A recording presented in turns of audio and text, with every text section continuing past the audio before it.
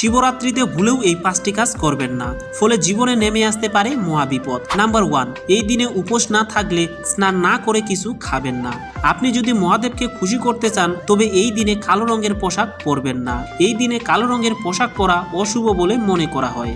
Number 2, বিশ্বাস করা হয় ভক্তদের শিবলিঙ্গে দেওয়া প্রসাদ গ্রহণ করা উচিত নয়, কারণ এটি দুর্ভাগ্য নিয়ে আসে। এটি করলে অর্থের ক্ষতি এবং রোগও হতে পারে।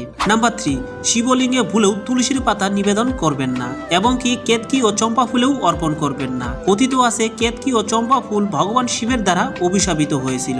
সাদা হলেও ভোলানাথের পূজায় কেতকী ফুল দেওয়া উচিত নয়। নাম্বার 4, শিবরাত্রিতে শিবকে 3 পাতার বেলপত্র অর্পণ করুন। ভাঙ্গা বা সেরা বেলপত্র দেওয়া উচিত নয়। নাম্বার 5, শিবলিঙ্গে কখনোই সিঁদুরের তিলক লাগাবেন না। মহাশিবরাত্রিতে আপনি ভোলানাথকে খুশি করতে চন্দনের টিকা ব্যবহার করতে পারেন, তবে ভক্তরা দেবী পার্বতী এবং গণেশের মূর্তির ওপর সিঁদুরের ফোঁটা লাগাতে পারেন।